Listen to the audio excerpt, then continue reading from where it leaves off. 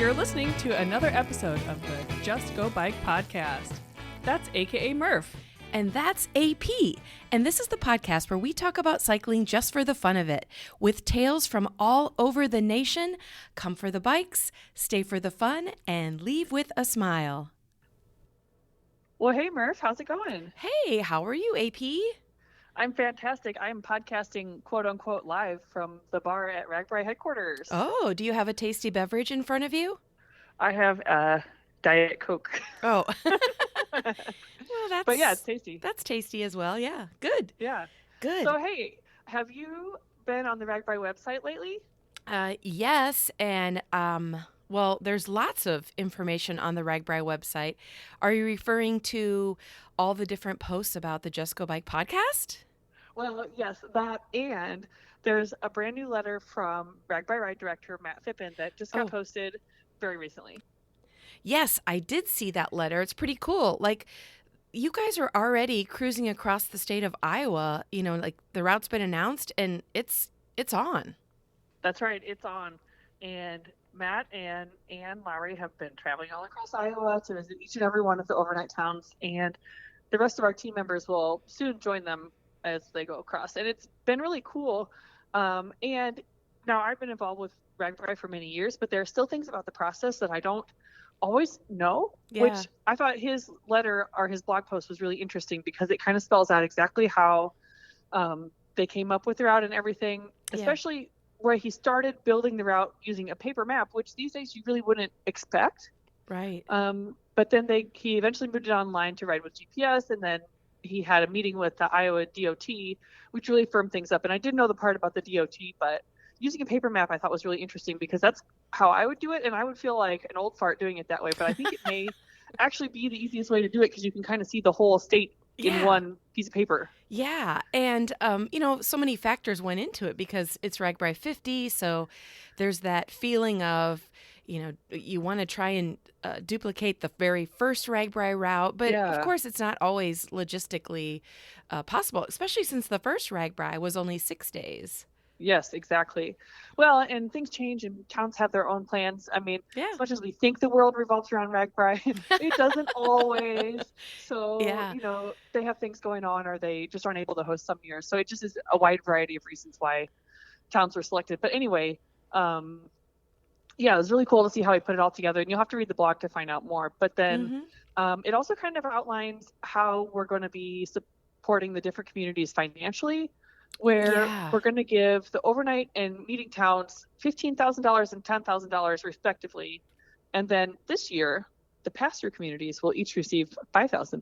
That is amazing. And that's it's good to, if you think about it, all of these communities, are typically volunteer-based. So I'm sure when they're sitting down in their meetings, they're like, okay, we want to have a beer tent and we want to have a stage for this and that.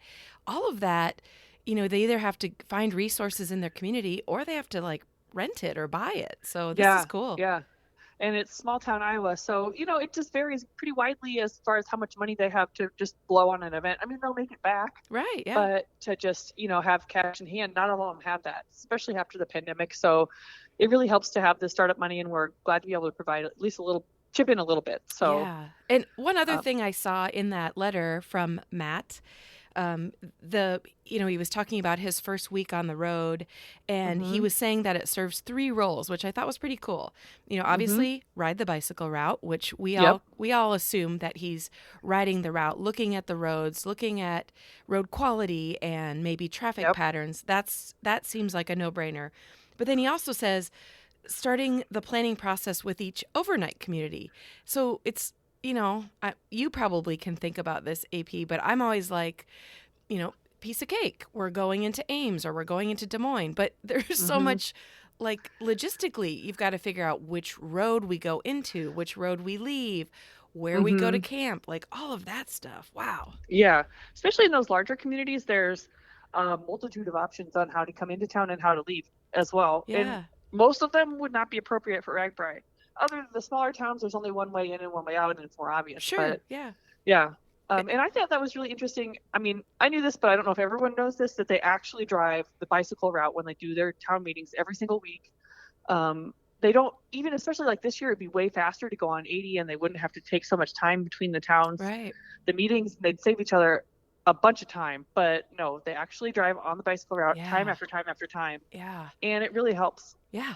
So anyway, so his 3 roles when he's doing that: drive the bicycle route, start the planning process for the overnight communities. And then the third one, I think we spoke about this on our last podcast, that they're connecting the dots of all the in-between communities, which, I think that was a common question on social media. Like, well, how come we don't know every single town that we're going through? And it's because now that the route is public, he can go out and say, hey, town A, it would be really cool if we could pedal through.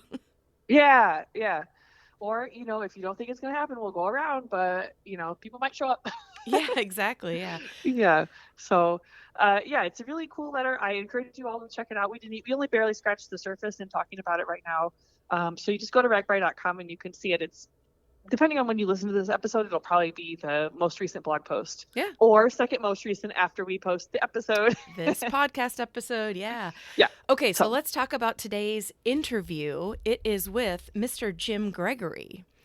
And you know who Jim Gregory is because we've talked about him, but this is a really cool interview. So not only is Jim Gregory an Iowan, he lives in Ames, so he's going to be pretty excited, I'm sure, that RAGBRAI is coming right through his community. Yeah. But he uses pedal power to power his home office. Wow. Yeah. So literally, he rides his bike and generates electricity and has a method of storing it so that he keeps his computer running, his lights in his office, all of that stuff. Pretty cool interview. And then on the side, him and his wife build cargo bike trailers.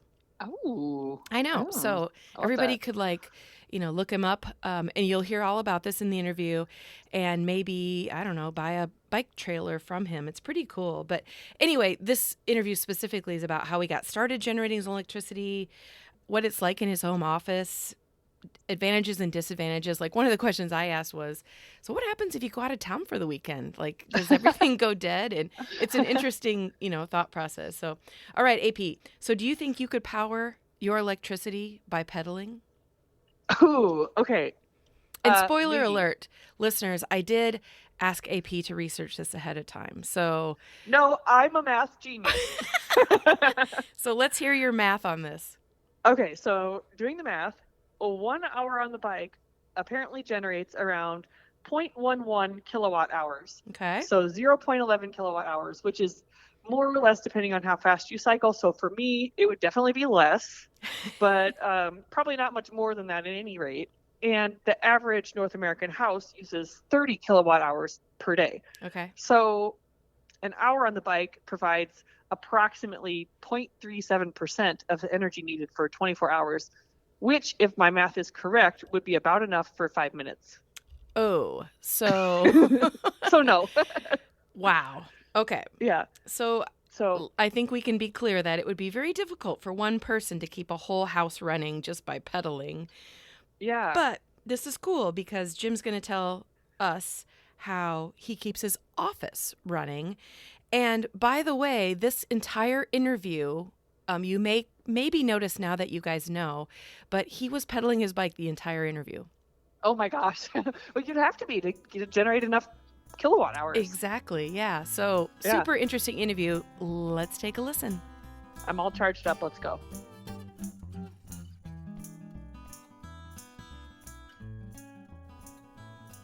All right. I'd like to welcome Jim to the podcast. Hey, Jim.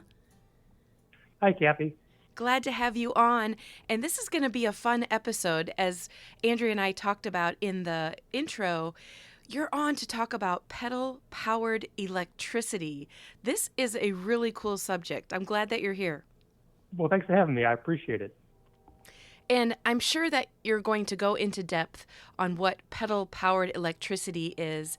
I think the closest experience I have is I was at some sort of bike event, and in the corner of the room, there were 3 bikes hooked up to, I don't know what, some sort of battery thing. And people were taking turns riding these 3 bikes, and that what was keeping the band's speakers going. So Yeah. it was kind of a fun segment where, you're bantering, you're talking to everybody, and then somebody will say, it's your turn to go keep the band, the music running. So it was kind of fun. Right. But it was really a primitive setup. I mean, there's no way that you could bring that into your living room. So I'm excited to hear how you did it. Okay. But first, will you tell the listeners where you live and maybe describe what the biking culture is like there? Sure, you bet. I live in Ames, Iowa, and for your listeners who aren't familiar with Iowa, Ames is located in the center of the state, about 30 miles north of Des Moines. It's a college town of about 70,000 people, and about half of whom are students at Iowa State. Oh, wow. So we have a very strong cycling culture here. We have an extensive network of off-street paths, on-street bike lanes, and shared use bike routes throughout the city. We're connected to the Heart of Iowa Trail, the High Trestle Trail, and the Greater Des Moines Recreational Trail System via a pair of on-street bike lanes on the county highway that runs south of town. I've never thought. Ames is also. I've never thought to take a spur off of the High Trestle Trail to go to Ames. What a great idea. Yeah, well, the bike lanes addition, that they were added, I'd say maybe 5-6 years ago. Oh, okay. They made traveling to the trails much easier. It worked out really well. Right, yeah. Yeah, so Ames is also home. We have 2 bike shops here. We have a company called the Cycle Force Group, which is a bicycle importer and a wholesale parts distributor. And we're also home to a pretty well-known independent frame builder by the name of Jeff Bach. He's here also. Oh, okay. And we probably should, let the listeners know that it also is the home of the Iowa State Cyclones, which is a huge rivalry to the Iowa Hawkeyes. Of course. And I believe, I cannot remember the year, but we did come through Ames on Ragbri several years ago, and all I can remember, I mean, there's lots I can remember about Ames, and one of the really neat things was this beautiful rose garden. Yeah, we have it's the Ryman Gardens. It's on the south side of Iowa State campus. It's very pretty down there. Well, I think we've maybe talked a few people into heading to Ames for a bike ride, which I know that I enjoyed it. And actually, I got to ride my bike into I don't know what the Cyclone Stadium is called, but we got to ride our bikes inside that stadium. Yeah, Jack Trice Stadium? Yes, Jack Trice Stadium. Yeah, I'm right, sorry, right. Cyclone fans, that I'm sorry. Well, let's, kind of switch gears over into specifically the bicycle. And I kind of know the answer to this already based on what I've read about you. But do you think of the bicycle as recreation, exercise, transportation, or maybe something more? I view it as all those things. Plus, it's a way to earn a little bit extra money and also generate power for our household. My wife and I, we take recreational rides every now and then. I use my bike to run errands all around town. And I get paid every evening to carry mail from an office on campus to the post office using my bike and trailer every night. Oh, wow. I also pedal, of course, to generate electricity for our household. And all those activities provide me with all the exercise I need. So I figure I use it for all those purposes. Yeah, and a lot of people that do Ragbri are similar. Well, they probably don't get paid to ride their bike like you do, but, a lot of people maybe only train for Ragbri, ride Ragbri, and then put the bike away. Other people, like myself, I use it for exercise and transportation. And the something more is, I think, the main reason that you're on the podcast, I just am so intrigued by pedal power. So you said you pedal in your home to generate electricity. So let's hear about that. Okay, sure. First, I'd like to look at how feasible the idea is to begin with. Suppose you wanted to be able to power your laptop and recharge your cell phone while you work. Now, the basic unit of electrical energy is what they call the watt hour. That's the amount of electricity a 1 watt load would consume over a period of 1 hour. So if you have, say, a laptop, and that draws 8 watts of electricity, And if you wanted to use that laptop 8 hours a day, that'd be 8 watts times 8 hours, or 64 watt hours of energy. Okay. And if you wanted to recharge also your cell phone, that might take another 16 watt hours. So the total amount of electricity you would need to generate each day to power your laptop and recharge your phone would be 64 watt hours plus 16 watt hours, or about 80 watt hours.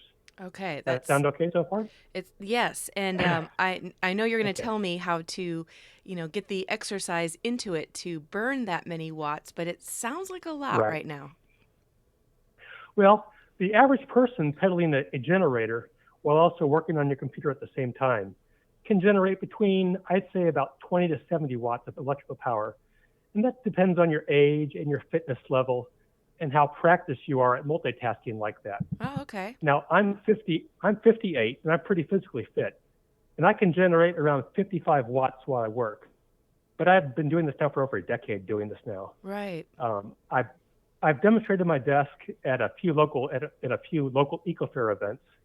And the people who've tried it, everybody seemed to try it, seems to be able to comfortably generate, I'd say, at least 40 watts. So if the total amount of electricity you're trying to generate to power your laptop and your phone is 80 watt hours, and you can generate electricity at a rate of, say, 40 watts, then the total amount of time you would need to pedal each day would be 80 watt hours divided by 40 watts, or a couple hours. Oh, okay.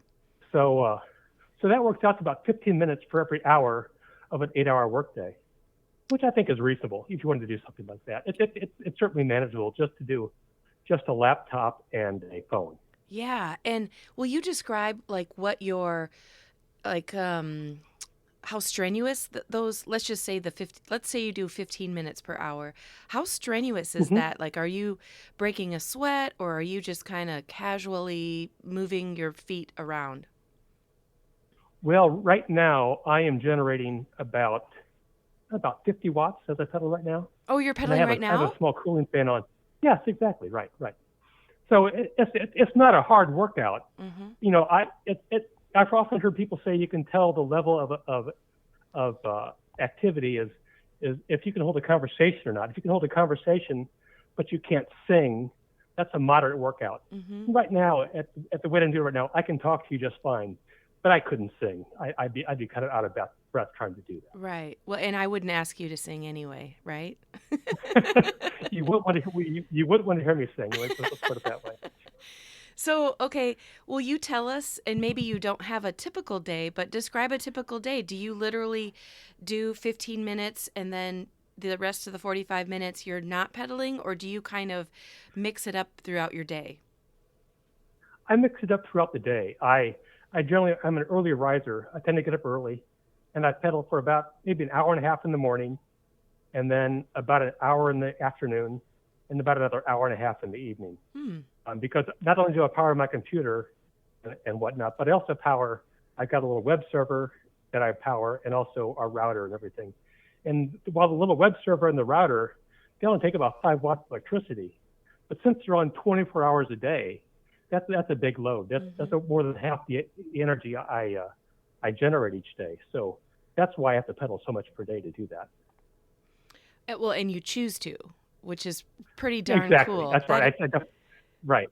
That is amazing. So, okay, I'm also amazed that I can't hear. I can't hear you pedaling at all. It's very quiet in the background. So is this equipment that you purchased for home use, or did you actually develop it and you made it? I built this. My generator consists of basically 6 parts. There's a frame, there's a generator, there's a battery, and there's some power sockets, and there's a whole control system. The basic frame I had to build because if you think of a regular upright bike, if you were to sit upright on a bike without having your hand on the handlebars and pedal for a long period of time, your seat would get sore because you're sitting upright, but you don't have your hands to help support you. So all that weight is just on a narrow part of your seat. So an upright seating position doesn't really work. But on the other hand, a fully recumbent position, where you're sitting back like a recumbent bike, that won't work either, because as you pedal, your knees would strike the underside of the desk. Oh, sure. And so you need something kind of halfway in between, a kind of semi-recovered position. So that's how I built my frame like that. I built that using aluminum parts that we use in some of the bicycle trails we manufacture. For the generator, I've tried several different types.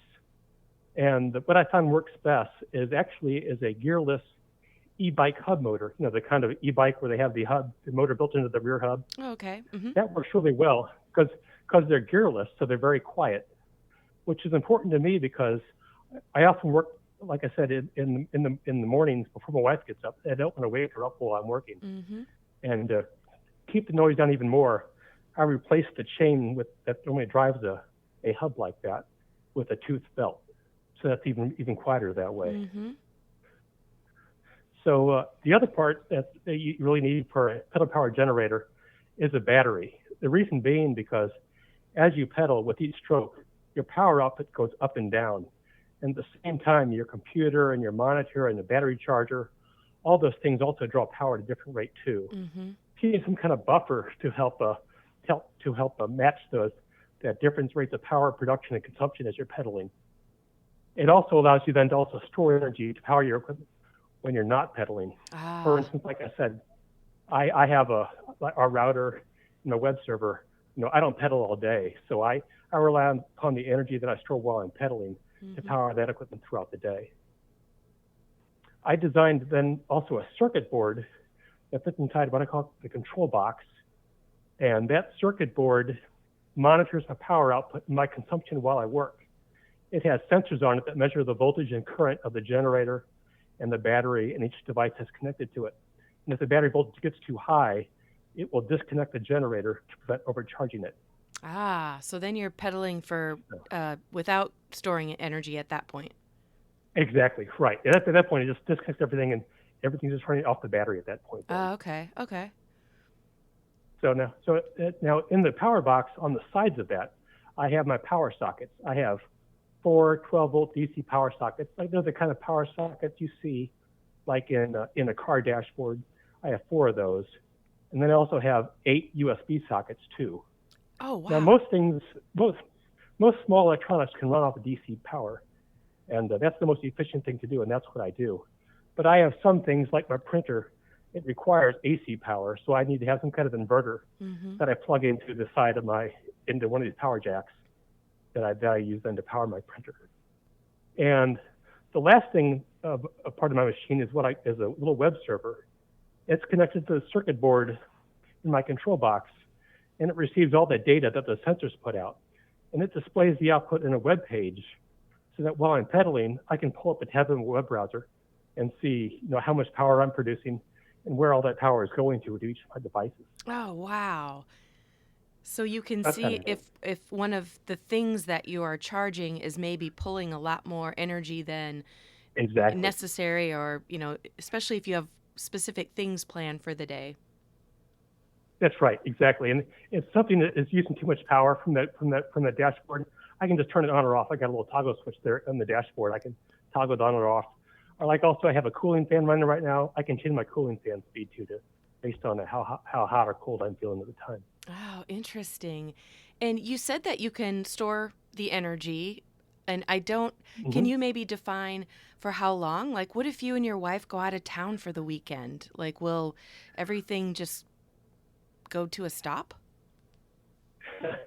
My battery can store 120 watt hours, which, if you recall, that's about as much power as my web server and my router will consume. Oh yeah. So if we're out of town for more than a day, everything goes down. So if I wasn't powering the router and the web server, I could maybe take a day off or two, but with things as the way are right now, I pretty much have to pedal every day to keep everything going. Yeah.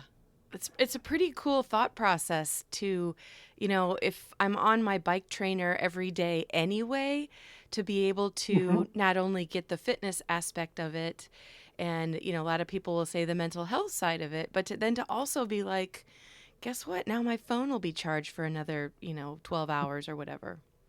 Right. Sure. Well, how did you get started, way back when, in generating your own electricity?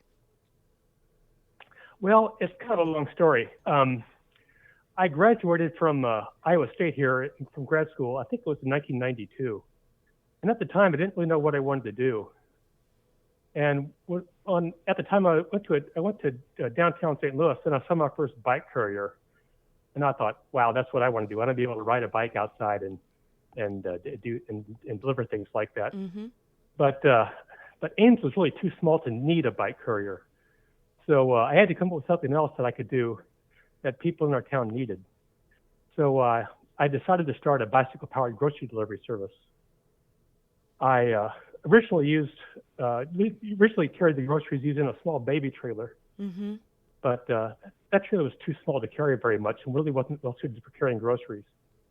So I built a much larger bike trailer that was better suited for the task. The grocery delivery service didn't earn enough money to make ends meet, so I supplemented by delivering pizza for a pizza restaurant here in town during the evening hours. Mm-hmm.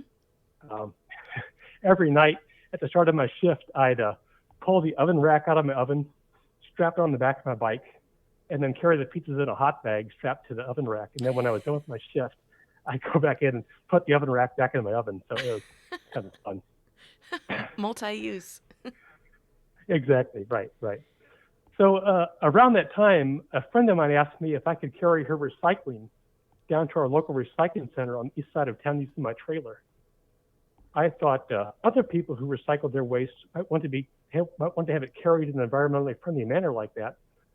So I began offering a bicycle-powered recycling service. And at the time, that was the only curbside recycling service in our town that was available. That service proved to be very popular, so much so that we had to build more trailers and start hiring people, mostly students, to help us collect and sort what we were collecting. Mm. I think at the time we had about 9 bike trailers and about 22 people working with us. It was quite a project. We were also awarded a contract to collect recyclables in the residence halls at Iowa State at the time too. Mm. And in addition to the recycling service, we also distributed a couple of free ad-supported newspapers for some local publishers and delivered airline tickets for our travel agency here also. And all of this via bicycle? All via bike, that's right. Oh, wow. So by that time, people saw our trailers and asked if we could start building trailers for them too. So my wife and I, we started a sideline business just manufacturing cargo bicycle trailers. But over time, the demand for our trailers grew, but our delivery business shrank. Mm-hmm. After a while, garbage haulers in the area began offering recycling as a part of their garbage collection service, which made our recycling service really pretty superfluous. Sure. And airline tickets, of course, went to self-service and paperless. And free ad-supported newspapers also went in decline, along with the rest of the newspaper industry. So around 2010, my wife and I decided to mostly shut down our delivery business and just focus on making bike trailers. Ah, and will you define bike trailer? Is that like a flatbed, or tell us what they look like? Sure. We make the trailers we used in our delivery business were 8 feet long. Each trailer could carry 6 recycling bins across, and they could stack 6 more on top of that. So each trailer could carry, at the time, about 12 bins. Wow. And we still make those trailers about the same size. The bed's about 2 feet wide and about 8 feet long. And we make 3 different models. Some are shorter. We make them in 32 inches long, 64 inches long, and then 96 inches long. And that's our primary business now, is just making bike trailers like that. And when you have something that long, what materials are you using? Like, do they weigh a lot? I mean, do you have to be a super athlete to be able to drag them behind your bike? No, not too bad. They weigh, generally, our largest trailer weighs around 50 pounds. Oh, okay. Wow. So that's not too bad. And, we have people who use them to carry lumber and, plywood and mattresses, furniture, any kind of stuff like that. So. And like you said, this is your business now. You and your wife are building Right. trailers. Do you do it just for private contracts, or do you, like, if somebody just says, hey, I'd like a trailer at home? Mm-hmm. We do it for anybody. We sell them over the internet. What we do. So we have a website. People order the trailer online from our website, and then we make it and then box it up and ship it to them. Oh wow! What's the website? Bikesatwork.com. That's BIKESATWORK.com. I love it. We're gonna all have to check that out after this interview's over. Okay, sure. You bet. So these bike trailers are literally, people put them behind their bikes and they can transport pretty much anything, which is so cool. And it's interesting to think back that there was a time when there wasn't recycling at your door. You know what I mean? Like, obviously you lived it and you saw that there was a need for it. And then obviously the city of Ames also saw a need for it and went, wait a minute, this guy's onto something. He's picking up recycling. Maybe we should as well. Well, actually, here in Ames, the garbage service is provided by private contractors, like Waste Management and people like that. And so it was those services that started offering curbside recycling after we had done it for a few years. And that's why our service became uncompetitive, because they were providing garbage service and recycling combined at the cost, of what we could provide just for recycling for. So if anybody had garbage service, we just couldn't compete. Right. Well, when you look at your lifestyle, versus kind of the average person in your area, what do you think that advice you could give people to maybe be a little bit more environmentally friendly using bikes? I would say, if anything, just use them more. It never fails to amaze me just how much people use their car here as their primary means of transportation, even in a smaller bicycle-friendly community like Ames. I mean, Ames is only maybe 5 miles across or so it's not that big a place. And I think to do that, you really need two things. I think number one, you need to have good all-weather clothing so you can ride year-round. I mean, I ride comfortably in temperatures well below zero using gear that I bought a decade ago. So it's a really good investment if you just as long as you choose wisely in terms of having good mittens and tights and long underwear and, wind gear, that kind of thing. So that's the first thing I'd recommend. And the second thing I recommend is to outfit your bike with whatever you need to carry your cargo, be that racks, panniers, or baskets, or you consider getting a cargo bike, either a cargo bike or a cargo trailer. Because like I said, a bike can carry a surprising amount of stuff. Back when we had our delivery service, we had people who would hire us to deliver things like mattresses or furniture that wouldn't fit in their car, but we could easily carry on one of our trailers. So, there was one time, I recall there twice when somebody would call us, have us go down to Sam's Club, we'd meet them there, they'd pick out a mattress, they'd drive down there, we'd ride our bike down there, they'd pick out a mattress, we'd put it on my trailer, then they'd drive home, and I'd ride my bike to their home. So wow, it's kind of crazy. Wow. So you do, your messenger service, or I'm not sure what you called it, what you do now, year round. That's right. Yeah, that's right. Excellent. Well, is there anything more about the Power Pedal that you want to share with listeners? Sure. If you would like to learn more about this pedal generator project, I have a separate website for that. It's at pedalpc.com. And I'm working on actually a new version of my desk that actually is made to work with a standing desk. And if people want to get updates on that or any other part of the aspect of the project, I have a newsletter that they can subscribe to. I send out updates about maybe about every once or 2 months. So, you're not going to get a bunch of email from me, but if you want to get, occasional update, feel free to subscribe to that and find out about it. And if you're interested in bike trailers, like I said, our business website is at bikesatwork.com. And I will also add those to our show notes. All right, okay. Jim, I am so thankful to have you on the podcast. And, it'd be fun to get a photograph of you on your bike pedaling away. And we'll make sure we put that on our podcast. Okay, that'd be great. All right. Well, thank you so much for coming on the show. Thank you, Kathy.